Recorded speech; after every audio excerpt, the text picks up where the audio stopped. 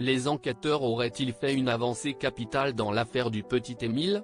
Disparu le 8 juillet dernier, le petit garçon de 2 ans et demi est toujours introuvable, mais les gendarmes semblent désormais intéressés par un jeune agriculteur connu dans le hameau et qui se serait brouillé avec la famille du garçonnet.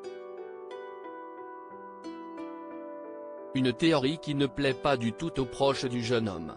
Serait-il la clé du mystère ? Alors qu'on ne sait toujours pas où se trouve le petit Émile, volatilisé cet été au Auvernais alors qu'il était chez ses grands-parents en vacances, ni ce qui lui est arrivé, les gendarmes semblent s'intéresser de plus en plus au cas d'un jeune homme, un agriculteur, de ce village des Alpes de Haute-Provence, selon nos confrères de BFM d'ici. Déjà dénoncé pour la conduite dangereuse de son tracteur au Haut-Auvernais pendant l'été, celui-ci n'est pour le moment pas considéré comme suspect dans cette affaire qui a passionné la France entière, mais a déjà vu la police perquisitionner son domicile.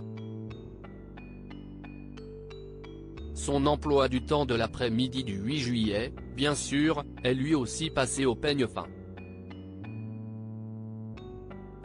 Mais si les gens du village semblent considérer que ce jeune homme pourrait bien avoir quelque chose à voir avec la disparition du garçonnet, sa famille est très en colère. Et notamment son cousin, qui a témoigné toujours sur la même chaîne. Et pour lui, pas question de douter, ce cousin de la même génération n'a rien à voir avec tout ça, il y a d'autres agriculteurs qui moissonnaient à cette période.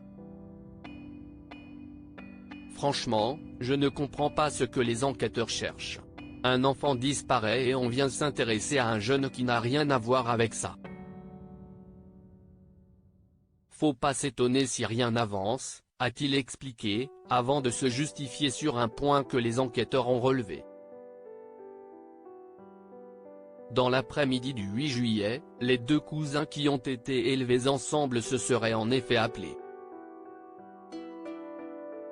Si estime mon cousin, je ne vois pas où est le mal qu'on s'appelle, a-t-il simplement répondu, reconnaissant cependant qu'il ne sait pas où était le jeune homme lorsqu'ils se sont parlé.